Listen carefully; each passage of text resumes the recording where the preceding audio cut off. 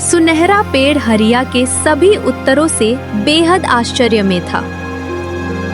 तुम्हारी परीक्षा पूरी हुई हरिया। तुमने सभी पहेलियों का बिल्कुल सही सही उत्तर दिया है। तुम गरीब तो हो, लेकिन तुम्हारा दिल अमीर है। अब समय है फल का। तभी अचानक एक तेज रोशनी फैली और वहां एक रंग बिरंगी अंगूठी प्रकट हो जाती है। ये लो हरिया, ये एक जादुई अंगूठी है। ये अंगूठी तुम्हारी सारी इच्छाएं पूरी कर सकती है। इस अंगूठी से अपनी गरीबी हमेशा हमेशा के लिए दूर कर लो और गांव के गरीबों और जरूरतमंद लोगों की मदद करना।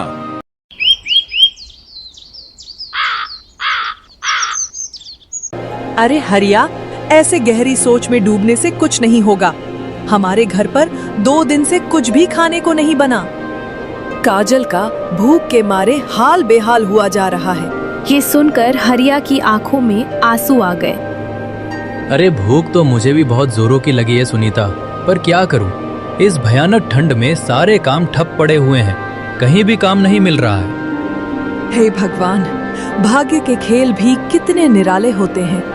गांव के अमीर लोग अपने आलीशान महलों में अलाव जलाकर बैठे होंगे और हम जैसे गरीबों के पास आग जलाना तो दूर की बात, खाने के लिए 2 वक्त की रोटी तक नहीं है। अरे सुनीता, तुम उदास मत हो, मैं कहीं से उधार लेकर आता हूँ।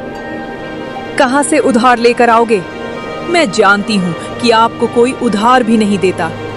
भला देंगे भी क्यों? आप एक बार जिससे उधार लेते हैं, फिर उसका उधार चुकाने का नाम जो नहीं लेते। अरे अब तो मुझे आखिरी उम्मीद मेरे बड़े भैया ही नजर आ रहे हैं। मैं उन्हीं की हवेली में जा रहा हूँ, वही हमारी कुछ मदद करेंगे।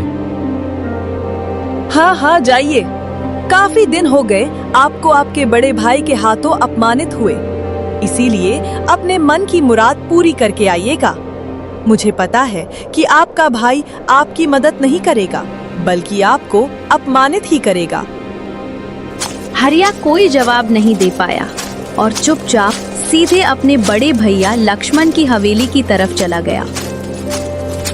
पूरे गांव में सन्नाटा पसरा हुआ था। बर्फीली हवाएं शरीर को चीरती हुई सीधे अंदर वार कर रही थी। मुर्गा भी शायद आज देर से बांग देने का मन बना चुका था।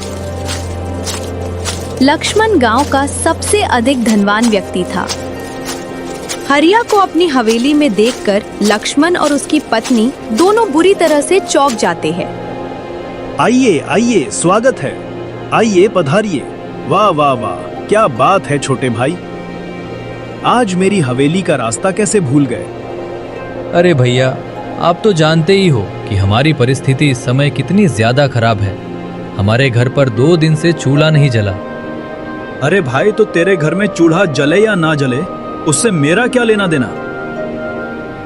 मुझ पर थोड़ी दया दिखाइए भैया, और मुझे कर्ज के रूप में कुछ पैसे उधार दे दीजिए, जिससे हम बाजार से कुछ राशन खरीद कर अपने घर ले जा सकें। बच्चे भूख के मारे तड़प रहे हैं। ये सुनकर हरिया का बड़ा भाई लक्ष्मण हंसने लगा और हरिया का मजाक उड़ाते हुए कहता है, किस्मत का खेल है बड़ा निराला। अरे देखो देखो, छोटा भाई बड़े भाई के घर भीख मांगने आया। अरे छोटे भाई, जब पिताजी ने हम दोनों भाइयों का बंटवारा किया था, तब आधी संपत्ति तुझे और आधी संपत्ति मुझे दी गई थी। और देखो, मैंने अपने पिता की संपत्ति से व्यापार करके उसको दुगना चौगना बना दिया, और तूने अपनी सारी संपत्ति को बर्बाद करके रख दिया। लक्ष्मण ने चालाकी से अच्छी और उपजाऊ जमीन अपने नाम कर लिया था और बंजर जमीन हरिया को दे दिया था। अरे भैया, ऐसा मत कहिए। अगर आप मेरी मदद नहीं करोगे तो मैं कहाँ जाऊंगा?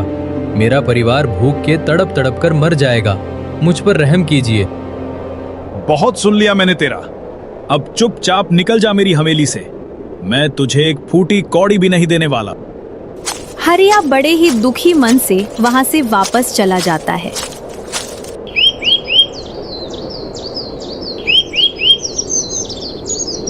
उसी दिन गांव में खबर फैल गई कि आज गांव में एक साधु बाबा आए हैं। लोग अपने अपने काम में व्यस्त थे।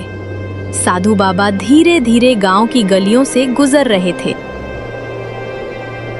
उन्होंने अपने शरीर पर साधारण वस्त्र पहने हुए थे और उनके चेहरे पर गहरी शांति थी।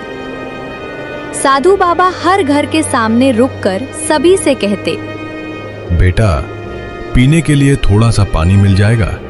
मैं बहुत दूर से आ रहा हूं बेटा, बड़े जोरों की प्यास लगी है। लेकिन गांव वालों का दिल पत्थर का बन चुका था। कोई बोला, अरे बाबा, हमारे पास तो खुद खाने के लिए कुछ भी नहीं है। आप तो भगवान के भक्त हैं, अब भगवान ही आपको खाना देंगे, जाओ यहाँ से। बेटी, मुझ पर थोड़ी दया दिखाओ, मुझे कुछ खाने के लिए दे दो, बहुत दिनों से कुछ भी नहीं खाया। बाबा जी, मैं खुद बहुत गरीब हूँ। इस भयानक ठंड में मेरे घर में आपको देने के लिए कुछ भी नहीं है, जाइए यहाँ से। किसी को उनके ऊपर जरा सा भी तरस नहीं आया। भोजन तो दूर की बात है, किसी ने पीने को पानी तक नहीं दिया। ठंड का कहर बढ़ता जा रहा था। साधु बाबा थक हार कर गांव के बाहर एक पीपल के पेड़ के नीचे बैठ जाते हैं। हे भगवान, मुझे लगा था कि गांव वाले मेरी कुछ मदद करेंगे, लेकिन गांव वालों का दिल तो पत्थर से भी कठोर निकला। अब तो लगता है कि मैं ऐसे ही ठंड से तड़प तड़प कर आपके पास ही आ जाऊंगा। उसी समय हरिया लौट रहा था। उसने साधु बाबा को पेड़ के नीचे बैठा हुआ देखा। बाबा का चेहरा थका हुआ था और होठ नीले पड़ चुके थे। हरिया ने तुरंत पूछा, बाबा क्या बात है? इस भयानक ठंड में आप बाहर क्यों बैठे हैं? ऊपर से आप बहुत थके हुए और परेशान लग रहे हैं। क्या हो गया बाबा? कृपया मुझे अपनी समस्या बताइए। साधु बाबा ने धीमी आवाज में कहा, बेटा, 3 दिन से कुछ भी नहीं खाया और ऐसे ही इस भयानक ठंड में भटक रहा हूं, लेकिन किसी ने भी मदद नहीं की। अगर थोड़ा सा खाना मिल जाए तो बहुत जोरों से भूख लगी है बेटा। जरूर बाबा जी, आप मेरे साथ मेरे घर चलिए। मेरे घर में भी 2 दिन से कुछ भी नहीं बना, लेकिन रूखा सूखा ही सही, पर मैं आपको भोजन अवश्य करवाऊंगा। हरिया बाबा जी को अपने साथ लेकर घर की तरफ चल पड़ता है।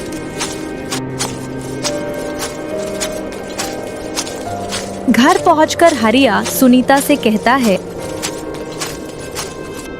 बाबा जी, आप यही बैठिए, मैं अभी आपके लिए भोजन परोस कर लाता हूँ।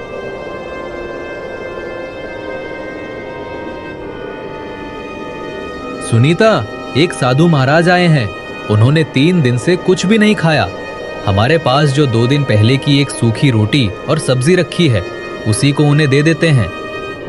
उसकी पत्नी सुनीता ने बिना एक पल सोचे कहा, भूखे को खाना खिलाना और प्यासे को पानी पिलाना हमारा सबसे बड़ा धर्म है। भले ही हम 2 दिन और भूखे रह लेंगे, लेकिन उनको जरूर भोजन कराएंगे। हरिया बाबा के लिए एक सूखी रोटी और थोड़ी सी सब्जी परोसता है। बाबा जी, मेरे पास उतना अच्छा भोजन तो नहीं है, लेकिन जो था वो मैंने परोस दिया, वही ग्रहण कीजिए। दोनों ने अपना पुराना खाना साधु बाबा को परोस दिया। उन्होंने फटाफट से सारा खाना खत्म कर दिया। खाना खाते ही बाबा की आंखों में चमक आ गई। उन्होंने बड़े ही प्रेम से कहा, बेटा, सच में तुम दोनों बहुत ही नेक दिल इंसान हो। दुनिया में धन दौलत से अमीर लोग तो बहुत हैं, लेकिन दिल से अमीर लोग बहुत कम होते हैं। बेटा, मैं कोई साधारण साधु नहीं हूं। मैं इस गांव में तुम्हारे जैसे सच्चे दिल वाले इंसान की परीक्षा लेने ही आया था। ये सुनकर हरिया डर जाता है। अरे बाबा जी, अगर हमसे कोई गलती हो गई हो तो माफ कर देना। नहीं नहीं बेटा, तुम मेरी इस परीक्षा में सफल हो गए हो। तुमसे कोई गलती नहीं हुई है। अब वक्त है फल का। फिर साधु बाबा ने अपनी आंखें बंद की और अपना हाथ घुमाया। उनके हाथ घुमाते ही वहां एक लाल रंग का तोता प्रकट हो जाता है। ये देखकर हरिया और उसकी पत्नी सुनीता दोनों एकदम से चौंक उठते हैं। अरे ये क्या हुआ भाग्यवान? कहीं मैं सपना तो नहीं देख रहा हूँ? ये अचानक यहाँ तोता कैसे प्रकट हो गया? अरे हाँ जी, मुझे लगता है ये सब बाबा जी की महिमा है।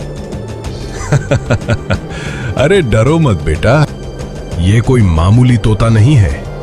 ये तोता कल सुबह तुम्हें जंगल की तरफ ले जाएगा।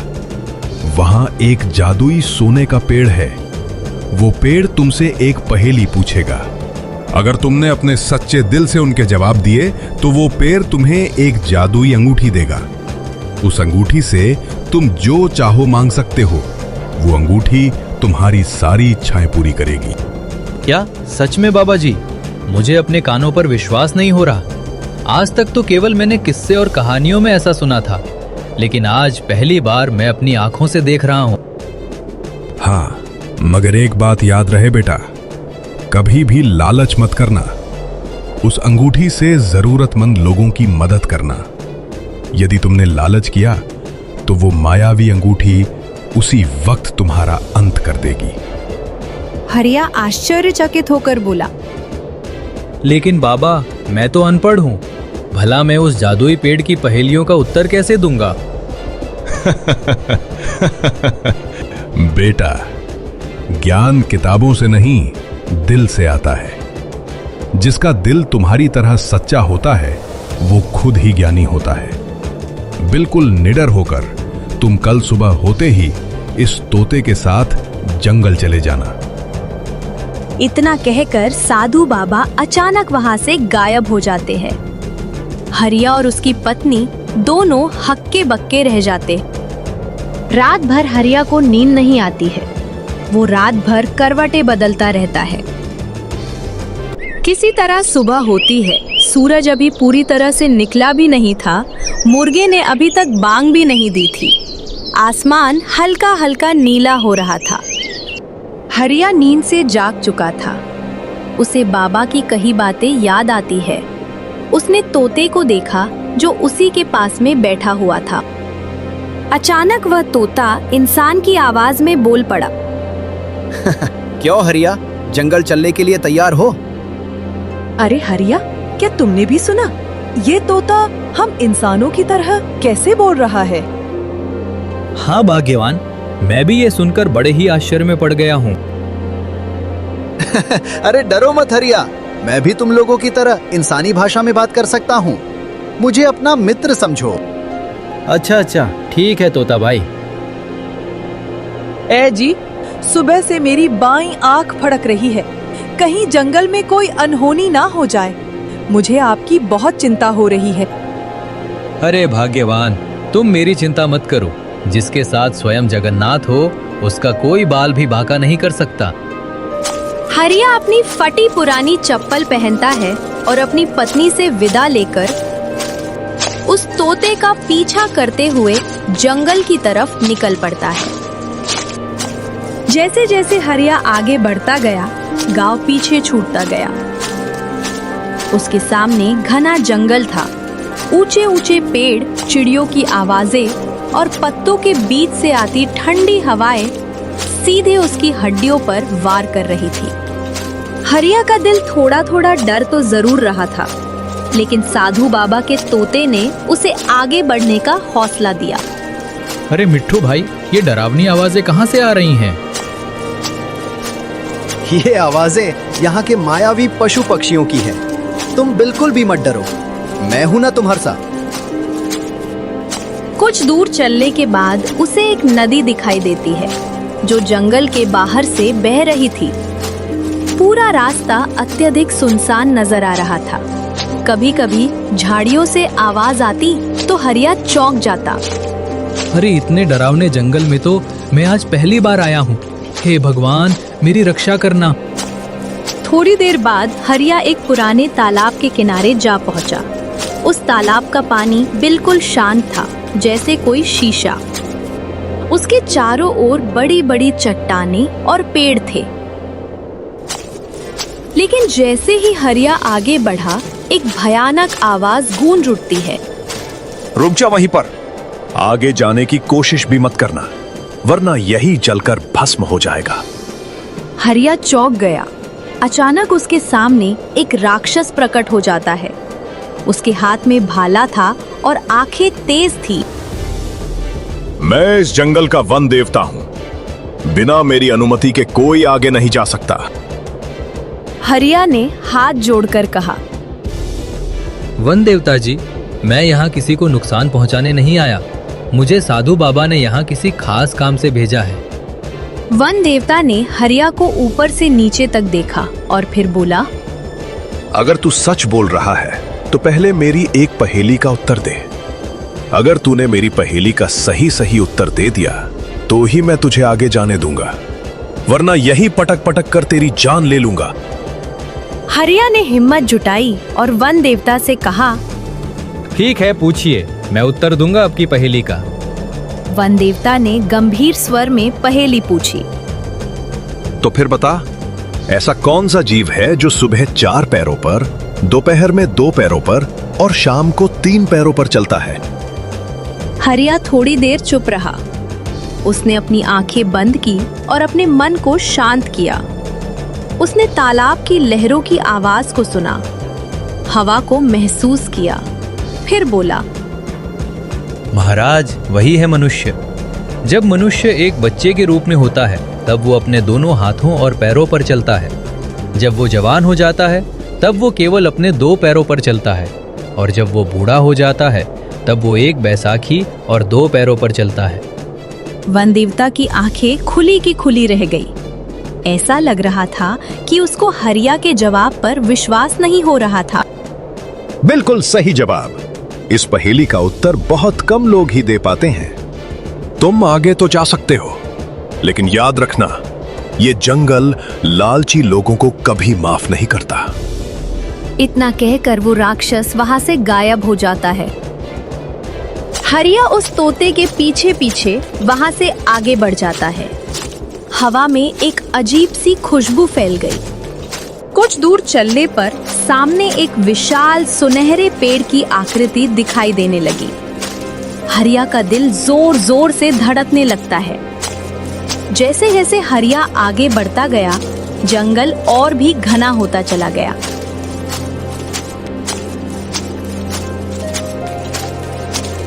थोड़ी दूर चलते ही हरिया एक विशाल पेड़ के सामने जा पहुंचा। ये साधारण पेड़ नहीं थे। पेड़ सुनहरे रंग का था, जिसकी पत्तियां धूप में चमक रही थी। हरिया, यही वो जादुई सोने का वृक्ष है जिसकी बात साधु बाबा कर रहे थे। हे जादुई पेड़, मुझे साधु बाबा ने यहाँ भेजा है। अचानक तेज हवा चली और पेड़ से एक गहरी आवाज आई। मैं जानता हूँ हरिया, मैं सब कुछ जानता हूँ। हरिया चौंक गया। उसके दिल की धड़कन बढ़ गई। फिर पेड़ बोला, अगर तुम सच्चे हो तो मेरी 3 पहेलियों का उत्तर दो। झूठ, लालच और घमंड यहाँ नहीं चलता। ठीक है, मैं तैयार हूँ। पूछो पहेली आप। तो फिर सुनो मेरी पहली पहेली। वो क्या है जो सबके पास है, लेकिन कोई उसे देख नहीं सकता, न छू सकता है, फिर भी वही इंसान की पहचान बनता है? हरिया कुछ देर सोचता रहा। उसे अपनी पत्नी साधु बाबा और अपना जीवन याद आया। फिर उसने कहा, वो है मनुष्य का चरित्र। सुनहरा पेड़ खुशी से चमक उठता है। बिल्कुल सही उत्तर दिया है तुमने। दूसरी पहेली, धैर्य की परीक्षा। वो क्या है जो जितना बांटा जाए उतना ही बढ़ता है, और यदि रोक लिया जाए तो मर जाता है? हरिया के चेहरे पर हल्की मुस्कान आई। उसने कहा, वो है प्रेम। जिसको जितना बांटा जाता है वो उतना ही बढ़ता है। सुनहरा पेड़ खुश होकर बोला, तुमने फिर से सही उत्तर दिया। तीसरी पहेली है दया का रहस्य। अगर तुम्हारे पास केवल एक रोटी हो और सामने कोई भूखा इंसान हो, तो क्या तुम उस रोटी को उसे दोगे या खुद खाओगे? हरिया ने बिना एक पल सोचे कहा, मैं उस रोटी को उस भूखे इंसान को दूंगा, क्योंकि भूखे को खाना देना हमारा सबसे बड़ा धर्म है। सुनहरा पेड़ हरिया के सभी उत्तरों से बेहद आश्चर्य में था। तुम्हारी परीक्षा पूरी हुई हरिया। तुमने सभी पहेलियों का बिल्कुल सही सही उत्तर दिया है। तुम गरीब तो हो, लेकिन तुम्हारा दिल अमीर है। अब समय है फल का। तभी अचानक एक तेज रोशनी फैली और वहां एक रंग बिरंगी अंगूठी प्रकट हो जाती है। ये लो हरिया, ये एक जादुई अंगूठी है। ये अंगूठी तुम्हारी सारी इच्छाएं पूरी कर सकती है। इस अंगूठी से अपनी गरीबी हमेशा हमेशा के लिए दूर कर लो और गांव के गरीबों और जरूरतमंद लोगों की मदद करना। जी ठीक है, मैं इस अंगूठी से जरूरतमंद लोगों की मदद करूंगा। अचानक वो सुनहरा पेड़ और तोता दोनों गायब हो जाते हैं। हरिया उस अंगूठी को अपनी उंगली में पहन लेता है और घर की तरफ चल पड़ता है। घर पहुंचकर हरिया सारी कहानी अपनी पत्नी को बताता है। पत्नी वह सुनकर बहुत खुश हो जाती है। अरे वाह जी, लगता है अब हमारे भी अच्छे दिन शुरू होने वाले हैं। बच्चे कब से भूख के मारे बेहाल हैं। ऐसा करो, इस जादुई अंगूठी से कुछ खाने के लिए मांग कर देखो। तुम ठीक कहती हो सुनीता, मैं अभी इस अंगूठी से कुछ खाना मांगता हूँ। हे जादुई अंगूठी, हमें खाने के लिए ढेर सारा खाना दे दो। इतना कहते ही वहाँ ढेर सारे तरह तरह के पकवान प्रकट हो जाते हैं। अरे वाह भाग्यवान, ये अंगूठी तो सचमुच में काम करती है। एक काम करो, इस अंगूठी से हमारे लिए कंबल और ठंड के कुछ मोटे कपड़े भी मांग लो, जिससे हम ठंड से बच सकें। हे जादुई अंगूठी, हमें एक मोटी ऊनी कंबल और ठंड से बचने के लिए कुछ मोटे कपड़े भी दे दो। हरिया के इतना कहते ही वहाँ बहुत सारे ऊनी कंबल और ठंड के कुछ कपड़े प्रकट हो जाते हैं। कुछ दिन ऐसे ही बीत जाते हैं। थोड़े दिनों बाद हरिया ने गांव में एक बड़ी और आलीशान हवेली बनवा लिया। गांव के सभी लोगों की जुबान पर सिर्फ हरिया का ही नाम था। वो गरीबों और जरूरतमंदों की मदद करने लगा और उनको मुफ्त में कंबल, ठंड के कपड़े और खाना बांटा करता था। जब उसके बड़े भाई लक्ष्मण को इसकी भनक लगती है तो वो मन ही मन हरिया से ईर्ष्या करने लगा। आखिरकार ये हरिया इतने कम समय में इतना अमीर तो हो कैसे गया? मुझे लगता है कि इसके पीछे कोई गहरा राज छिपा है। अगर किसी तरह मुझे इस राज का पता चल जाए तो मैं भी इस गांव का सबसे अमीर व्यक्ति बन जाऊंगा। उसी रात लक्ष्मण अपने छोटे भाई हरिया की हवेली के बाहर खड़ा होकर खिड़की से अंदर झांकने की कोशिश कर रहा था। वो किसी भी तरह हरिया के अमीर बनने का राज मालूम करना चाहता था। हे जादुई अंगूठी, मुझे कुछ मोटे ऊनी कंबल, टोपियां और ठंड से बचने के लिए कुछ जरूरी कपड़े दे दो, जिससे मैं इन सबको गरीबों में बांटकर उनकी मदद कर सकूं। उसके इतना कहते ही वहाँ ढेर सारे कंबल, टोपियां और कुछ ठंड के कपड़े प्रकट हो जाते हैं। ये सब देखकर लक्ष्मण सब कुछ समझ गया और उसके मन में लालच आ जाता है। अच्छा, तो ये अंगूठी है इन सब के पीछे। इसी की वजह से ये इतना धनवान हुआ है। मुझे किसी भी तरह से इस जादुई अंगूठी को चुराना होगा। थोड़ी देर बाद जब हरिया और उसकी पत्नी दोनों गहरी नींद में सो रहे होते हैं, तब चुपके से लक्ष्मण उनके घर में घुस जाता है। हरिया उस अंगूठी को अपने पास बिस्तर पर रखकर सो रहा था। लक्ष्मण चुपके से जाता है और उस अंगूठी को चुरा लेता है। अरे भाग्यवान, तुमने वो जादुई अंगूठी देखी है क्या? सुबह से मैं उस अंगूठी को ढूंढ रहा हूँ, लेकिन मिल नहीं रही। पता नहीं कहाँ चली गई।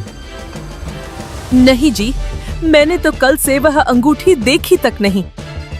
हे भगवान, कहीं वो अंगूठी किसी बुरे हाथों में ना लग गई हो।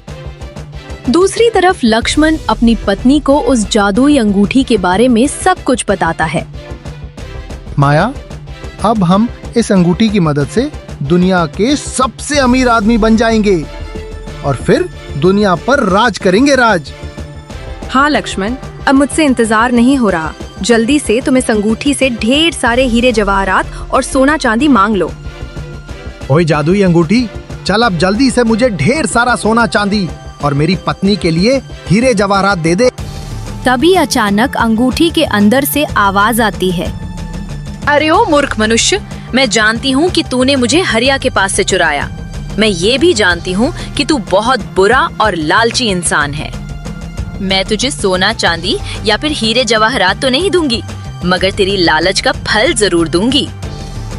इतना कहते ही अंगूठी से एक तेज प्रकाश निकलने लगता है और उसके घर में चारों तरफ आग लग जाती है। लक्ष्मण और उसकी पत्नी दोनों डर के मारे अपनी जान बचाने के लिए घर से बाहर की तरफ भागते हैं। बाहर खड़े होकर दोनों अपने घर को जलता हुआ देख रहे थे। हे भगवान, मेरा घर, कोई आग को बुझाओ। आग और भयानक रूप ले लेती है। थोड़ी देर में पूरा घर जलकर राख में तब्दील हो जाता है। लक्ष्मण और उसकी पत्नी अपना सिर पीटते रह गए।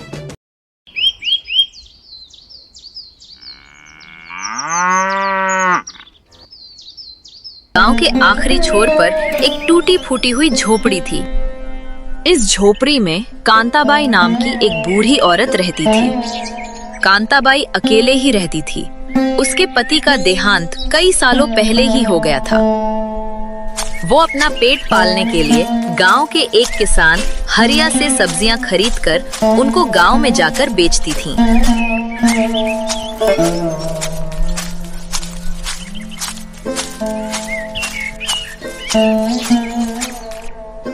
अरे आ गई अम्मा जी।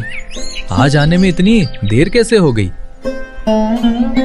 अब क्या बताऊं बेटा, कल शाम से बुखार के मारे सिर फटा जा रहा था। सुबह बिस्तर से उठने की हिम्मत नहीं हो रही थी। अरे अम्मा, अगर ऐसी बात थी तो आपने मुझे पहले क्यों नहीं बताया? चलिए इसी वक्त मैं आपको डॉक्टर के पास लेकर चलता हूँ। अरे घबराओ मत बेटा, सुबह ही मैं डॉक्टर साहब के पास गई थी। अब मैं बिल्कुल ठीक हूँ। चलिए, अच्छा हुआ कि आपने डॉक्टर को दिखा दिया था, मैं तो डर ही गया था। बताओ अम्मा, आज कितनी सब्जियां ले जाओगी? अरे बेटा, एक काम कर 2 किलो टमाटर और बैगन, 3 किलो आलू और 2 किलो शिमला मिर्च कर दे, और साथ में आधा किलो हरी मिर्च और हरी धनिया भी कर दे। आप इतनी सारी सब्जियां उठा तो लेंगी ना अम्मा? ऊपर से आपकी तबीयत भी कुछ ठीक नहीं लग रही है। अरे ज्यादा हुई तो क्या हुआ, सब उठा लूंगी। 2 वक्त की रोटी के लिए इतना तो करना ही पड़ता है। हरिया ने सब्जियों का बड़ा टोकरा कांताबाई के सिर पर रख दिया। हरिया, इसके पैसे मैं तुझे सब्जियां बेचकर कल तक दे दूंगी। मुझे अभी गांव में सब्जियां बेचने जाना है, इसलिए मैं चलती हूँ। अरे कोई बात नहीं अम्मा। कौन सा आपसे मैं अभी मांग रहा हूँ, जब आपके पास पैसे आ जाएं तब दे देना। कांताबाई हरिया से सब्जियां लेकर उनको बेचने के लिए गांव की तरफ निकल पड़ती हैं। ये सब देखकर उसकी पत्नी शारदा गुस्से में वहां आती है। अरे ओ पतिदेव, मुझे तो लगता है कि ये बुढ़िया आपको हर रोज पागल बनाती है। हाँ, कभी भी पूरा हिसाब चुकता नहीं करती और सब्जियां रोज टोकरी भर के ले जाती है। अरे शारदा, तुम भी ना, छोड़ो। बेचारी बूढ़ी अम्मा अकेली रहती है। इस उम्र में भी देखो कितनी मेहनत करती है। अगर हमारे वजह से उसको 2 वक्त की रोटी मिल रही है तो उसमें बुराई क्या है? अरे तो आप क्या चाहते हो? क्या हम अपनी पूरी कमाई इस बुढ़िया को दान कर दें? हमारे भी तो बच्चे हैं, हमें भी तो पैसों की जरूरत है। अरे पर वो बूढ़ी अम्मा ऐसी नहीं है। उसने बोला है कि वो कल सारे पैसे दे देगी।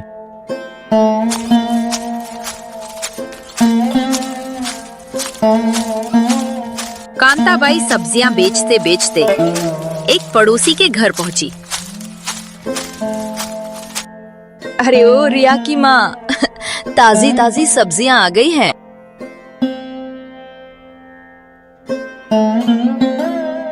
अरे अम्मा, आप आज कौन कौन सी सब्जियां लाई हो?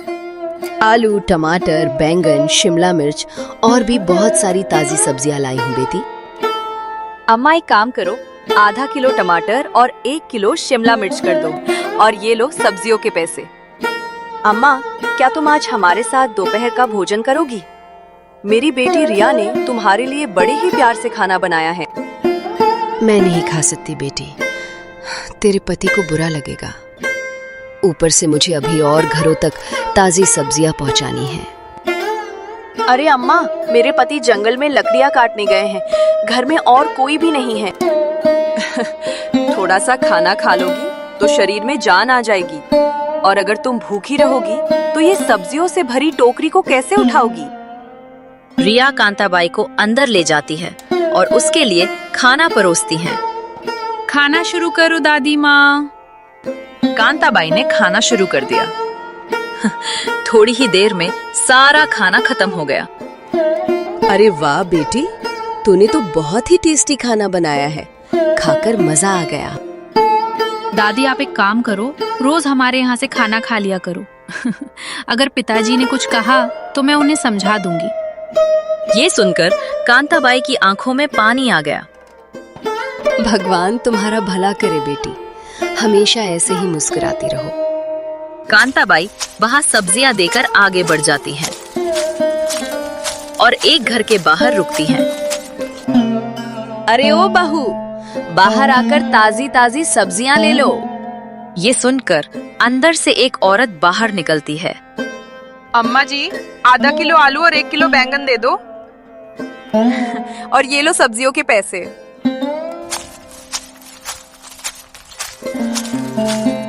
अरे अम्मा, कहाँ जा रही हो?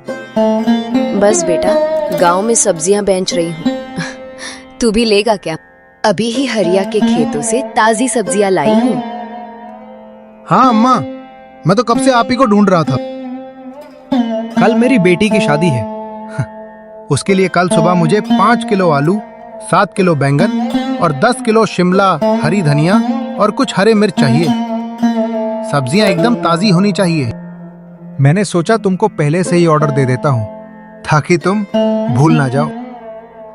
ठीक है शंकर बेटा, मैं सुबह जल्दी से आकर तेरे घर पर सब्जियां पहुंचा दूंगी। अगली सुबह कांताबाई जल्दी से उठकर हरिया के खेतों में पहुंचती है और वहां से सब्जियां लेकर उनको गांव में बेचने के लिए निकल पड़ती है। अरे, मैं तो भूल ही गई थी, आज शंकर की बेटी की शादी में भी सब्जियां पहुंचाती है। ऐसा करती हूँ, सबसे पहले मैं शंकर के यहाँ ही सब्जियां दे आती हूँ।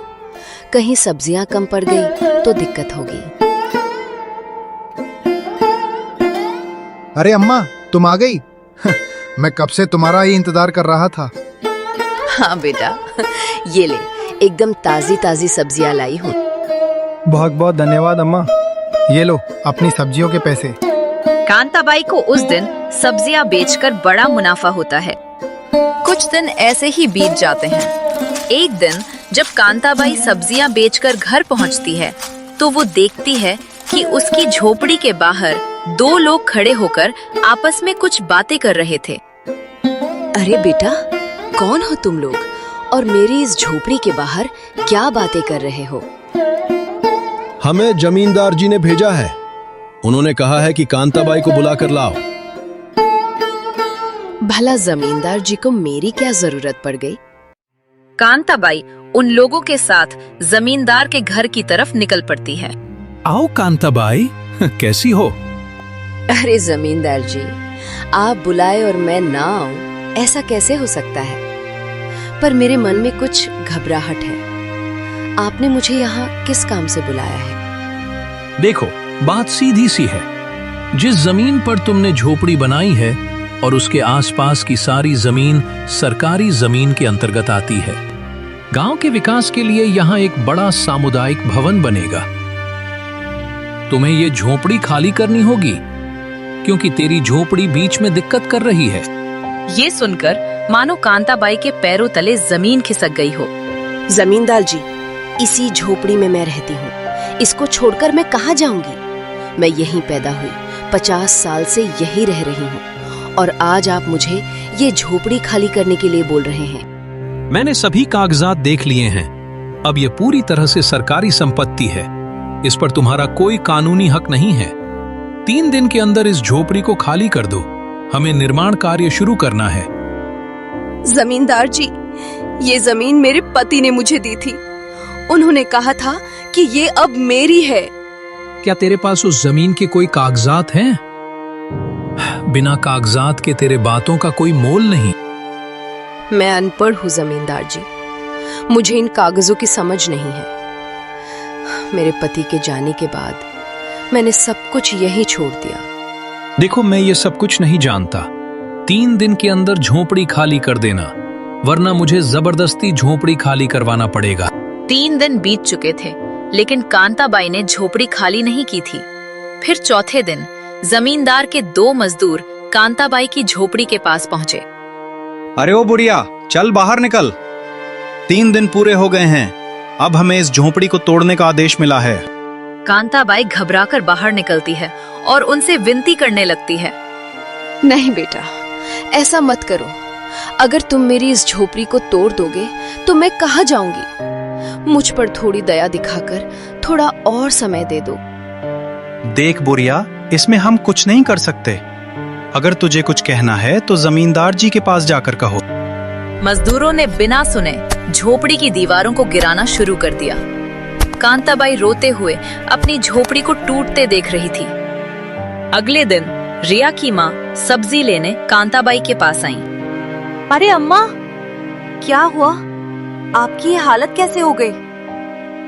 हीराबाई ने रोते हुए उसको जमींदार की पूरी बात बताई।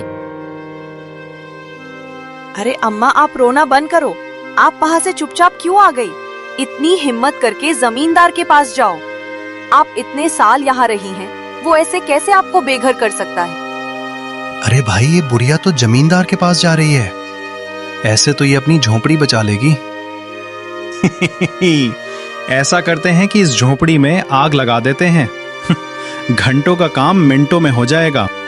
ऐसा सोचकर जमींदार के आदमी झोपड़ी में आग लगा देते हैं। कुछ ही पलों में पूरी झोपड़ी जलकर राख में तब्दील हो गई। वहां से झोपड़ी का नामो निशान पूरी तरह से मिट चुका था। ये देखकर कांताबाई और रिया की माँ चौंक जाते हैं। कांताबाई की आंखों से आंसू बहने लगते हैं। हे भगवान, मेरी पूरी झोपड़ी जलाकर राख कर दिया। अब मैं कहाँ रहूंगी? हीराबाई ने हिम्मत जुटाई और जमींदार के पास जा पहुंची। जमींदार जी, आपने मेरी झोपड़ी में आग लगवा दिया। अब कम से कम मेरे रहने के लिए कोई घर तो दे दो। मैंने तुझे पहले ही कह दिया था कि मैं तेरी कोई मदद नहीं कर सकता। जाओ यहाँ से। ठीक है, जब तक मेरे लिए कोई ठिकाना नहीं मिलता, मैं यहीं आपके दरवाजे पर पड़ी रहूंगी। हीराबाई जमींदार के आंगन में बैठ गईं। अगली सुबह हरिया और शारदा उसी रास्ते से गुजर रहे थे जहां कांताबाई की झोपड़ी थी। उन्होंने देखा कि कांताबाई धूल में बैठी हुई थी और उसकी झोपड़ी राख में बदल चुकी थी। अरे अम्मा, तुम यहाँ क्यों बैठी हो? कांताबाई ने पूरी कहानी बताई। हरिया को जमींदार के ऊपर बहुत गुस्सा आया। जमींदार ने तुम्हारी गरीबी का फायदा उठाया। चिंता मत करो अम्मा, हम हैं ना तुम्हारे साथ। चलो हम सब साथ में मुखिया जी के घर चलते हैं और देखते हैं कि आपको कैसे न्याय नहीं मिलता। हरिया कुछ और गांव वालों को एकजुट करके मुखिया के घर की तरफ निकल पड़ता है। मुखिया जी, इस बूढ़ी और बेसहारा औरत को न्याय दिलाओ।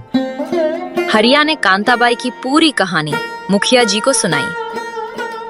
कांताबाई, तुम्हारे साथ बहुत बुरा हुआ है। चलो अब जमींदार को मजा चखाते हैं। हरिया, कांताबाई, मुखिया जी और गांव के कुछ लोग जमींदार के घर की तरफ निकल पड़ते हैं।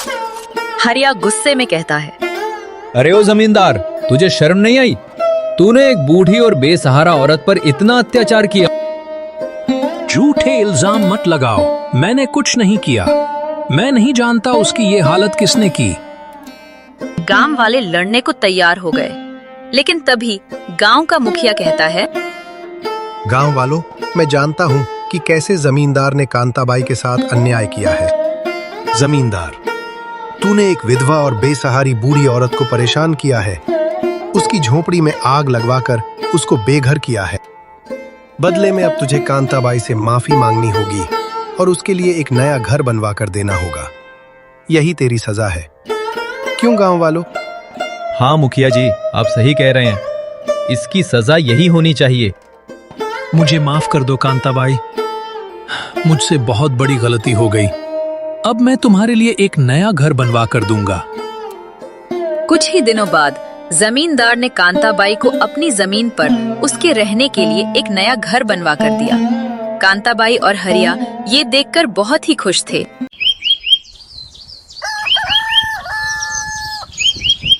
वहाँ के लोगों को इतना भी नहीं पता था कि छोले भटूरे कहते किसे हैं। छोले भटूरे? ये किस चिड़िया का नाम है? और ऊपर से इसकी क्या गारंटी है कि ये खाने में अच्छा ही होगा? ये कहानी है सीतापुर नामक गांव की, जहां कार्तिक नाम का एक युवक शहर से आया हुआ था। ये गांव बाहरी दुनिया से बिल्कुल ही अलग था। यहाँ के लोग खेती पर ही निर्भर रहते थे। सुनने में ये थोड़ा अजीब लगता है, लेकिन यहाँ कोई भी फास्ट फूड की दुकान नहीं थी। लोग तो ये भी नहीं जानते थे कि फास्ट फूड होता क्या है। इसी बात का फायदा उठाकर कार्तिक गांव के चौराहे पर एक ठेला लगा लेता है। कार्तिक उस ठेले पर गर्मा गर्म छोले भटूरे बनाना शुरू करता है। रंग बिरंगे बैनर पर बड़े अक्षरों में लिखा था, कार्तिक के शाही छोले भटूरे, और वो भी मात्र 10 रुपए प्रति प्लेट। चलो राम जी का नाम लेकर शुरू करता हूँ। अगर ऊपर वाले ने साथ दिया तो ग्राहकों की लाइन लग जाएगी, क्योंकि पूरे गांव में फास्ट फूड की और कोई दुकान नहीं है। उम्मीद है कि गांव वालों को मेरे शाही छोले भटूरों का स्वाद पसंद आएगा। गांव के मुखिया सुबह सुबह टहलने निकले थे, तभी उनकी नजर कार्तिक के ठेले पर गई। वो तुरंत कार्तिक के ठेले के पास गए। अरे ओ भाई, तुम कौन हो? हमारे गांव में नए लगते हो। कहां से आए हो और इस ठेले पर क्या बेच रहे हो? नमस्ते मुखिया जी, मेरा नाम कार्तिक है। मैं पास के शहर से आया हूँ। ये मेरा छोले भटूरे का ठेला है। मैंने सुना था कि इस गांव में कोई भी फास्ट फूड की दुकान नहीं है, इसलिए मैंने सोचा क्यों ना यहाँ के लोगों को भी शहर के शाही खाने का स्वाद चखाया जाए। वहाँ के लोगों को इतना भी नहीं पता था कि छोले भटूरे कहते किसे हैं। छोले भटूरे? ये किस चिड़िया का नाम है? और ऊपर से इसकी क्या गारंटी है कि ये खाने में अच्छा ही होगा? गारंटी तो स्वाद की है मुखिया जी। मैं आपको 1 प्लेट छोले भटूरे मुफ्त में खिलाता हूँ। अगर आपको पसंद ना आए तो दोबारा मत आइएगा। ये देखिए, ताजे चने और मेरे हाथों के खास मसाले। जरा चखिए। मुखिया जी ने हिचकिचाते हुए छोले भटूरे लिए। पहला निवाला खाते ही उसके चेहरे के हाव भाव बदल जाते हैं। अरे वाह भाई, ये तो बहुत ही स्वादिष्ट है। भटूरे इतने नरम और मसालों का स्वाद एकदम जबरदस्त। इसमें कुछ खट्टा मीठा भी है? हाँ मुखिया जी, ये मेरी खास इमली और धनिया की चटनी है। ये स्वाद को 4 चांद लगा देती है। कमाल कर दिया तुमने बेटा। ठीक है, तुम यहाँ ठेला लगाओ, लेकिन साफ सफाई का खास ध्यान रखना। एक काम करो, 3 प्लेट छोले भटूरे और पैक कर दो। घर जाकर अपनी पत्नी और बच्चों को भी खिलाता हूँ। जरूर मुखिया जी। ये लीजिए 3 प्लेट छोले भटूरे। ये लो बेटा, इन छोले भटूरों के पैसे। अरे रहने दीजिए मुखिया जी, आप मेरे पहले ग्राहक हैं, इसलिए मेरी तरफ से आपको मुफ्त। बस आपका आशीर्वाद ही मेरे लिए सबसे बड़ी कमाई है।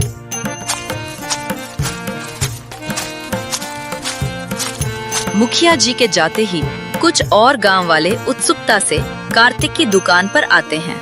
कार्तिक ने हर किसी से प्रेम से बातचीत की और उन्हें अपने छोले भटूरों का स्वाद चखाया। शाम होते होते कार्तिक के सारे छोले भटूरे बिक चुके थे। कार्तिक भाई, ऐसी चीज तो मैंने पहली बार खाई है। ये तो शहर के खाने से भी बढ़िया है।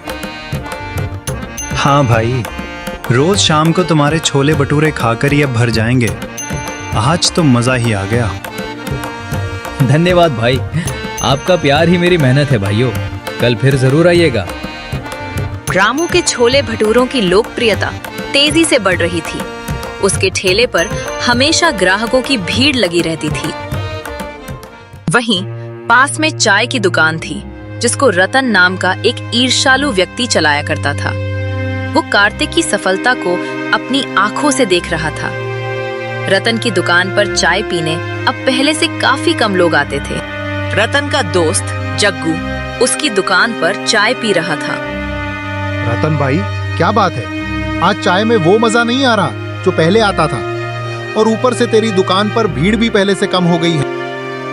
मजा क्या आएगा जग्गू? सारा मजा तो उस बाहर के फालतू आदमी कार्तिक ने बिगाड़ दिया है। जब से उसने अपना छोले भटूरों का ठेला लगाया है, तब से मेरा धंधा ठप हो गया है। कौन खाता है ये छोले भटूरे?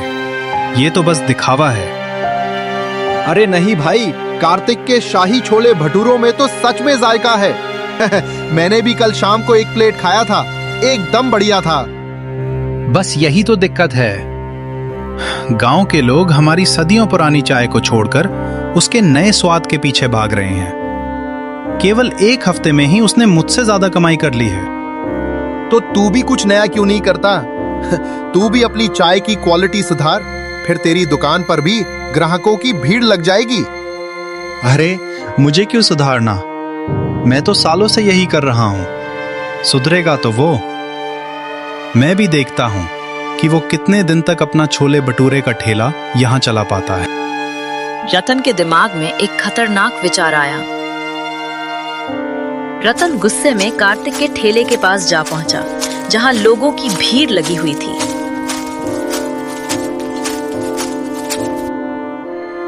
ओए कार्तिक, जरा सुनना। हाँ रतन भाई, कहिए क्या हालचाल? हालचाल छोड़। तू इतने बढ़िया छोले भटूरे कैसे बनाता है? सच सच बता, कौन सा मसाला डालता है? क्या छोले के लिए चने बाजार से लाया है या यहीं कहीं बनाता है? रतन भाई, ये सब मेरी सालों की मेहनत है। मैं छोले के लिए चने हर रोज शहर से लाता हूँ, और मसाले, हाँ मसाले जरूर खास हैं, लेकिन ये हर कारीगर का अपना एक राज होता है। राज? हाँ, राज तो होगा ही। शायद तू इसमें कुछ ऐसा मिलाता है जो हमें पता नहीं। देख कार्तिक, ये मेरा गांव है, यहाँ ज्यादा होशियारी मत दिखा। रतन भाई, मैं यहाँ ईमानदारी से अपनी रोजी रोटी कमाने आया हूँ। अगर आपको मेरे छोले भटूरे से कोई शिकायत है तो आप बेझिझक मुझे बता सकते हैं, लेकिन कृपा करके मेरे काम और मेहनत पर शक मत कीजिए। ठीक है, देख लूंगा तुझे।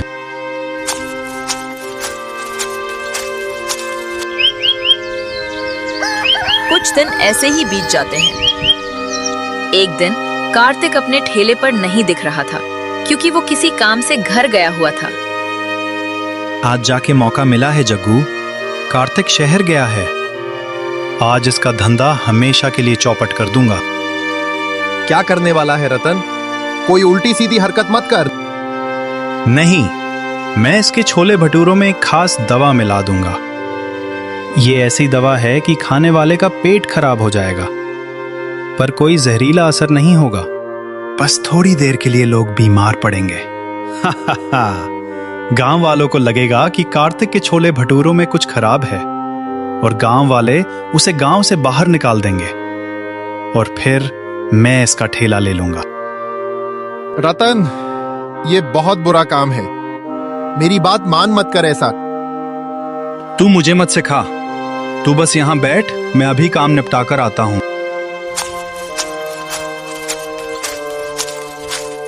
उसने देखा कि कार्तिक के ठेले के आसपास कोई भी नहीं था। रतन चुपके से ठेले के पास जाता है और कार्तिक के छोले भटूरों और चटनी में तेजी से जुलाब की दवाई मिलाने लगता है। ले कार्तिक, अब खिला लोगों को छोले भटूरे। इसको खाते ही लोग अपना पेट पकड़कर भागेंगे, और तुझे इस गांव से बाहर निकाल दिया जाएगा।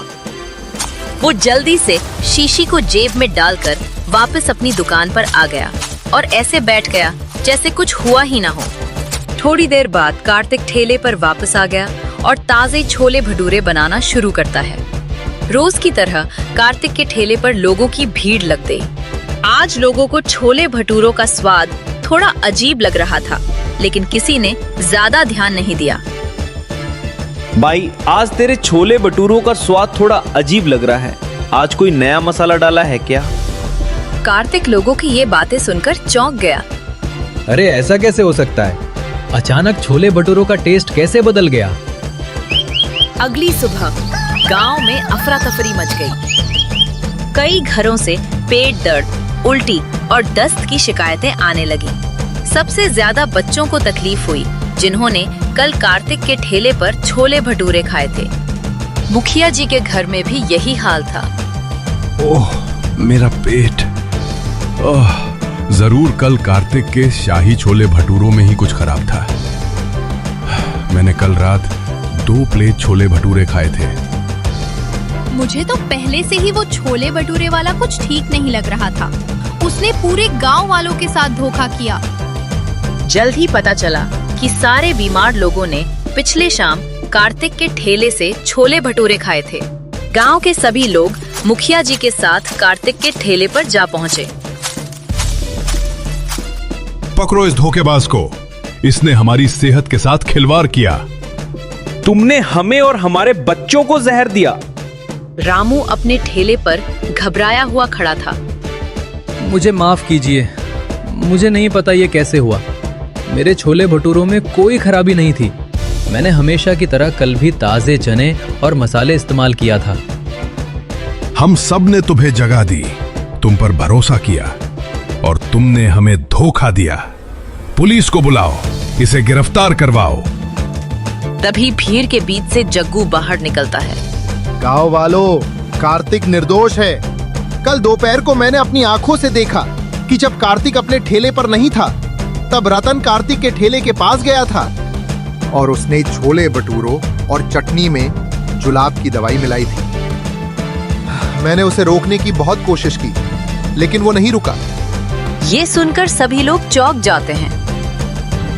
गांव वालों ने तुरंत पुलिस को सूचना दी और पुलिस रतन को ले जाती है। कार्तिक फिर से पहले की तरह छोले भटूरे बनाना शुरू कर देता है। ये कहानी है उत्तर प्रदेश के एक छोटे से गांव शिवपुर की, जहां विजय नामक एक होनहार लड़का अपने पिता गोपाल के साथ एक टूटे फूटे घर में रहता था। विजय की मां का देहांत कई सालों पहले ही हो गया था। परिवार को 2 वक्त की रोटी देने के लिए गोपाल गांव के सबसे बड़े जमींदार मंगल सिंह के खेतों में सुबह से लेकर शाम तक दिहाड़ी मजदूरी किया करता था। अरे गोपाल भाई, चलो चलकर खाना खा लेते हैं। सुबह से कुछ भी नहीं खाया। हाँ भाई, चलो चलकर कुछ खा लेते हैं। जोरों की भूख लगी है। घर में विजय 12वीं की बोर्ड परीक्षा की तैयारी कर रहा था। वह असाधारण रूप से एक मेधावी छात्र था और अपने भविष्य के सपनों को पूरा करने के लिए जी जान लगाकर मेहनत करता था। अरे भैया, आप तो हमेशा ही किताबों में खोए रहते हैं। कभी हमारे साथ खेल भी लिया करो। अरे छोटे, अभी तो मैं कक्षा 12वीं की बोर्ड परीक्षा की तैयारी कर रहा हूँ, इसलिए तुम दूसरे बच्चों के साथ खेलो। मैं अभी नहीं खेल सकता। उसका सपना था कि वह पढ़ लिखकर एक IAS अधिकारी बने। ये केवल उसका ही सपना नहीं था, बल्कि उसके पिता का भी सपना था। दूसरी ओर गांव के जमींदार मंगल सिंह का बेटा राहुल भी इसी वर्ष 12वीं की बोर्ड परीक्षा देने वाला था। राहुल का मन पढ़ाई में बिल्कुल भी नहीं लगता था। वो दिन भर मोबाइल में वीडियो गेम खेलता था। अरे मेरे नालायक बेटे, पहले मेरी बात सुन ले, फिर वीडियो गेम खेलना जितना खेलना है। अगर तेरे अच्छे नंबर नहीं आए तो पूरे गांव वालों के सामने हमारी इज्जत मिट्टी में मिल जाएगी और तेरा भविष्य भी बर्बाद हो जाएगा। राहुल ने लापरवाही भरा जवाब दिया। अरे पापा, पढ़ाई लिखाई में क्या रखा है? आजकल दुनिया डिजिटल है। लाखों लोग बिना पढ़े लिखे भी करोड़ों कमा रहे हैं। ये घिसा पिटा पढ़ना लिखना सब बेकार है। बेटे की ये बातें सुनकर जमींदार हक्का बक्का रह जाता है। इधर विजय रोज घंटों तक किताबों में खोया रहता था। चलो चलकर खाना खा लो बेटा। सुबह से तुमने कुछ भी नहीं खाया है। नहीं पिताजी, आप खा लो। मैं अभी पढ़ाई कर रहा हूँ, इसलिए थोड़ी देर बाद खाऊंगा। शाबाश बेटा, ऐसे ही मन लगाकर पढ़ाई करते रहो। एक दिन ऐसा आएगा जब तुम एक बड़े अफसर बनोगे और उस दिन मुझे तुम्हारे ऊपर गर्व होगा। लेकिन पिताजी, मेरी पढ़ाई में एक रुकावट पैदा हो गई है। कैसी रुकावट बेटा? पिताजी, मुझे दिल्ली के एक प्रसिद्ध संस्था से ऑनलाइन एक क्रैश कोर्स खरीदना, लेकिन इसके लिए मुझे एक छोटा सा मोबाइल भी चाहिए। ये सुनकर गोपाल के चेहरे पर गहरा दुख छा गया। अरे बेटा, तुझे तो अच्छे से पता है कि हमें 2 वक्त की रोटी भी बड़ी मुश्किल से मिलती है। अब मैं तेरे लिए कोर्स और मोबाइल कहाँ से लाऊंगा? लेकिन पिताजी, बिना मोबाइल के मैं आगे की पढ़ाई नहीं कर पाऊंगा। चल, अगर ऐसी बात है तो मैं अगले महीने मिलने वाली दिहाड़ी जमा कर लूंगा, और अगर पैसे पूरे होते हैं तो फिर मैं तेरे लिए कोर्स और मोबाइल खरीद दूंगा। लेकिन पिताजी, तब तक तो कोर्स शुरू भी हो चुका होगा। मुझे इस कोर्स की अभी जरूरत है। मैं किसी से पीछे नहीं रहना चाहता हूँ। मैंने कहा ना, अभी नहीं मिलेगा मोबाइल। अभी तुझे इन्हीं किताबों से ही पढ़ना होगा। गोपाल ने राहुल को डांट लगाई और काम पर निकल गया, पर उसे भी अपने बेटे पर चिल्लाकर बहुत बुरा लगा। परंतु कड़वा सच तो यही था कि उनकी आर्थिक स्थिति इतनी खराब थी कि विजय के लिए मोबाइल लेना तो दूर की बात थी, 2 वक्त की रोटी मिल जाए वही बहुत बड़ी बात है।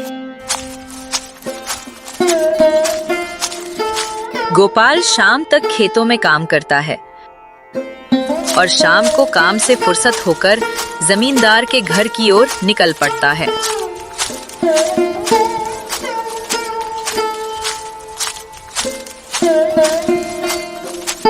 जमींदार जी।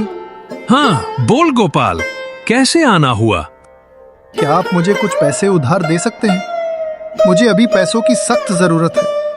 मैं बहुत ही जल्द ये पैसे आपको लौटा दूंगा। अरे मूर्ख गोपाल, तूने अभी तक मेरे पिछले कर्ज के पैसे ही वापस नहीं किए हैं। पहले उनको दे, तभी तुझे दोबारा कर्ज मिलेगा। और अगर तू कर्ज समय पर नहीं चुका पाया तो मैं तेरी सारी जमीन हड़प लूंगा, याद रख। वो क्या है ना मालिक, मेरा बेटा ऑनलाइन पढ़ाई करने के लिए एक मोबाइल लेना चाहता है। मेरा सपना है कि मेरा बेटा पढ़ लिख कर एक IAS अफसर बने। रही बात IAS अफसर बनने की, वो भी तुझ जैसे गरीब किसान का बेटा। दिन में सपने देखना बंद कर दे। भला पढ़ लिख कर क्या उखाड़ लेगा तेरा बेटा? मैं तो कहता हूं कि अपने बेटे को मेरे घर भेज दिया कर। यहाँ झाड़ू पोंछा लगाएगा तो कम से कम कुछ पैसे ही कमा लेगा। जमींदार मंगल सिंह के शब्द तीर बनकर गोपाल के सीने में चुभ गए। एक पल को वो टूट गया, पर फिर उसने अपने आप को समझाया। देखिए जमींदार जी, भले ही आप मदद ना करें, लेकिन कुछ भी करके मैं अपने बेटे को पढ़ाऊंगा और उसके लिए कोर्स और मोबाइल खरीदूंगा। अरे चल चल, मैं भी देखता हूं कि तू अपने बेटे को कैसे पढ़ाता है। गोपाल दुखी मन से वहां से निकल पड़ता है।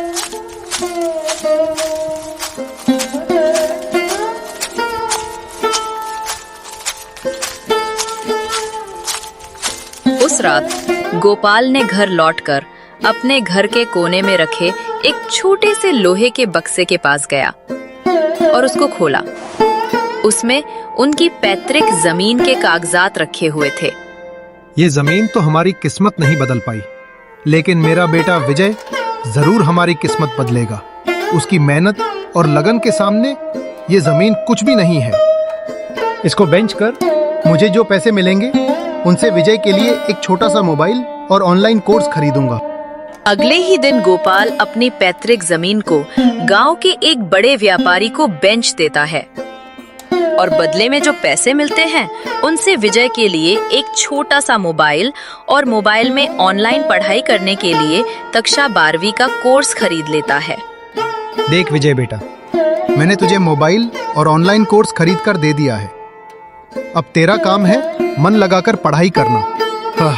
मुझे तुमसे बहुत उम्मीदें हैं बेटा, मुझे निराश मत करना। नहीं पिताजी, मैं आपको कभी निराश नहीं करूंगा, पर आपकी उम्मीदों पर खरा उतरने की कोशिश करूंगा। विजय अब मोबाइल की मदद से अपनी पूरी मेहनत और लगन के साथ पढ़ाई करने लगा।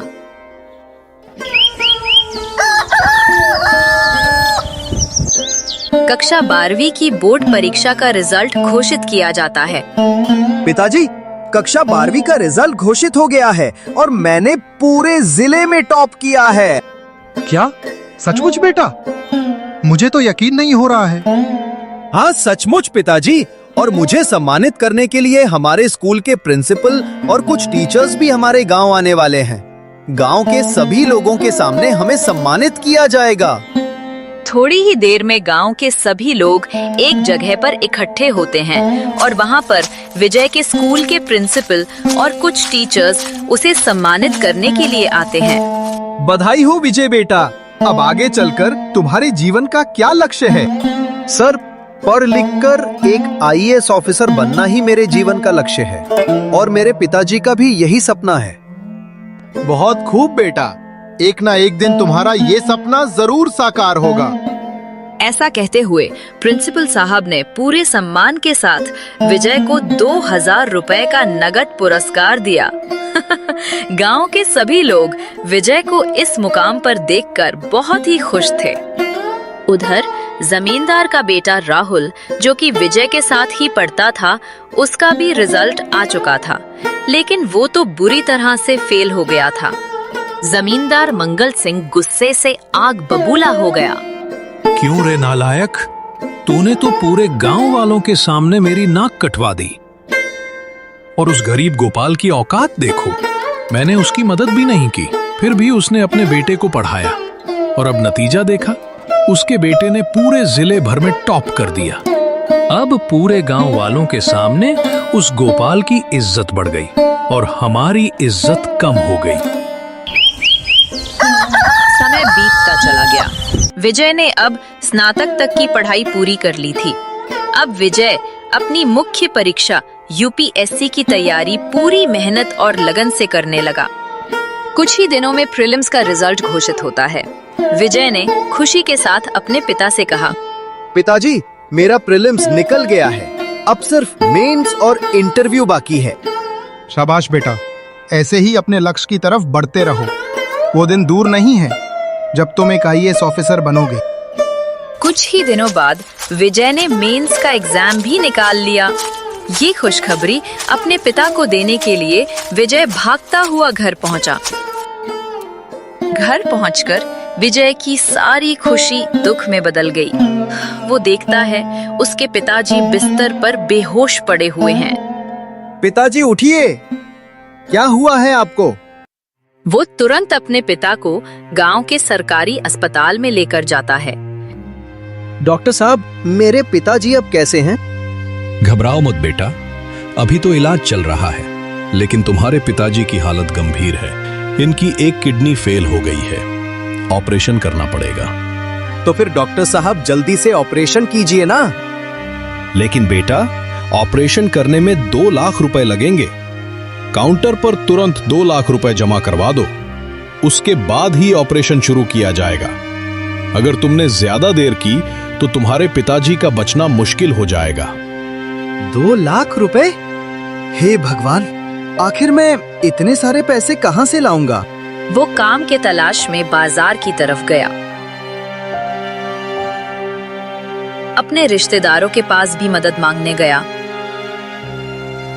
यहाँ तक कि अपने गांव के जमींदार मंगल सिंह के पास भी मदद के लिए गया, लेकिन किसी ने भी उसकी मदद नहीं की।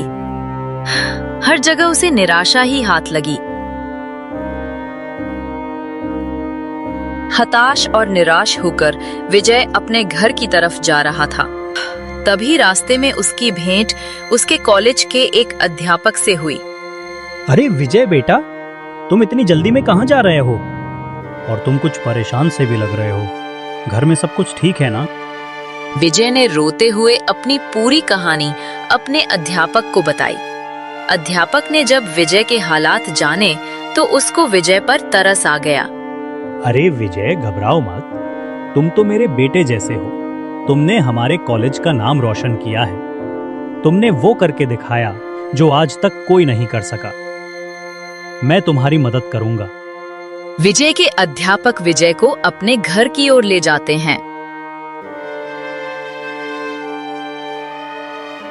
घर पहुंचने के बाद अध्यापक विजय के पिताजी के ऑपरेशन के लिए 2 लाख रुपए लेकर आते हैं और विजय के हाथों में दे देते हैं। ये लो बेटा, जाओ और इन पैसों से अपने पिताजी का अच्छे से इलाज करवाओ। भविष्य में अगर और कोई भी मदद चाहिए हो तो मुझे बताना। आपका बहुत बहुत धन्यवाद सर। अगर आज आप मदद नहीं करते तो शायद आज मेरे पिताजी बच नहीं पाते। विजय अपने अध्यापक का धन्यवाद करके वहां से सीधा अस्पताल की ओर निकल पड़ता है। विजय ने अस्पताल पहुंचकर तुरंत के तुरंत काउंटर पर पैसे जमा कर दिए। कुछ ही समय में उसके पिता गोपाल बिल्कुल ठीक हो गए। डॉक्टर साहब, क्या अब मेरे पिताजी ठीक हैं? और क्या अब मैं उनको घर ले जा सकता हूँ? हाँ बेटा, अब घबराने की जरूरत नहीं है। तुम्हारे पिताजी अब ठीक हैं, पर तुम्हें अभी कुछ दिनों तक उनकी बहुत ही ज्यादा देखभाल करनी पड़ेगी, वरना उनकी हालत फिर से बिगड़ सकती है। ठीक है डॉक्टर साहब, मैं उनकी कड़ी देखभाल करूंगा। घर आकर विजय ही अकेले घर के सारे काम करता था। वो रोज खुद ही खाना बनाता और खाना बनाकर अपने पिताजी को देता था। अरे बेटा, तू मेरी इतनी सेवा क्यों करता है? मुझे जमींदार के खेतों में काम करने जाने दे, वरना जमींदार जी गुस्सा करेंगे। आप कहीं नहीं जाओगे पिताजी। डॉक्टर साहब ने कहा है कि आपको आराम की जरूरत है, वरना आप फिर से बीमार पड़ जाएंगे। पर बेटा, अगर मैं काम नहीं करूंगा तो हमें 2 वक्त की रोटी कैसे मिल पाएगी? अगर ऐसी बात है पिताजी, तो फिर खेतों में काम करने आप नहीं बल्कि मैं जाऊंगा। अरे बेटा, तुझे अभी आगे पढ़ लिख कर एक IAS ऑफिसर बनना है। मैं नहीं चाहता हूं कि तेरा भविष्य बर्बाद हो। लेकिन पिताजी, मैं पढ़ लिख कर ही क्या करूंगा, जब मेरी किस्मत ही मेरा साथ नहीं दे रही है। अब तो शायद भगवान भी यही चाहते हैं। विजय फावड़ा उठाता है और जमींदार के खेतों की तरफ निकल पड़ता है। खेतों में पहुंचकर विजय पूरी मेहनत से खेतों में काम करने लगता है। तभी वहां जमींदार मंगल सिंह आता है। अरे ओ गोपाल के छोरे, आखिर इतना पढ़ लिख कर क्या मिला तुझे? अंत में तूने भी वही किया जो तेरी औकात है। जिन खेतों में तेरा बाप हल चलाया करता था, उन्हीं खेतों में आज तू भी हल चला रहा है। आप सही कह रहे हैं मालिक। मैंने पढ़ाई में इतनी मेहनत की, परंतु कुछ हासिल नहीं कर सका। विजय ने जमींदार के सामने अपनी हार स्वीकार कर ली थी। शाम को विजय काम से फुर्सत होकर अपने घर की ओर निकल पड़ता है।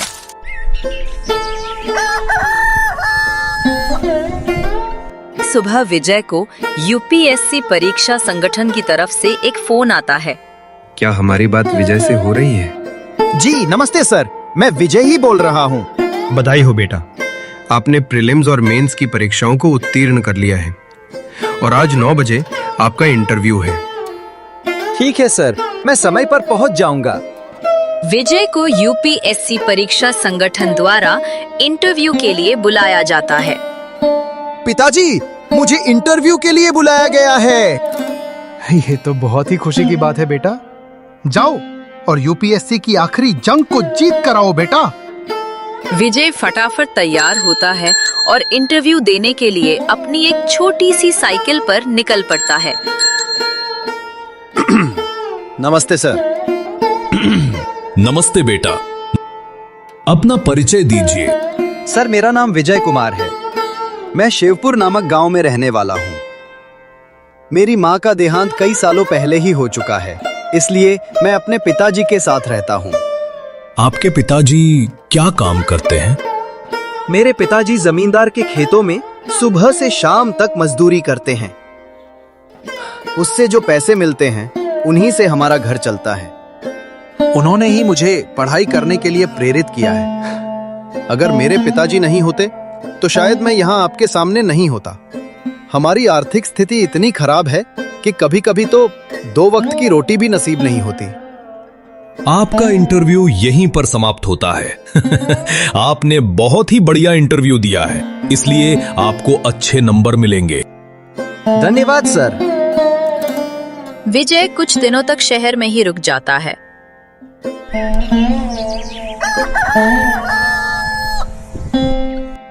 कुछ ही दिनों में मेरिट लिस्ट जारी होती है। उसमें विजय को IAS ऑफिसर का पद मिलता है। विजय ये देखकर खुशी से फूले नहीं समाता। आखिरकार उसने अपनी मंजिल को हासिल कर दिखाया।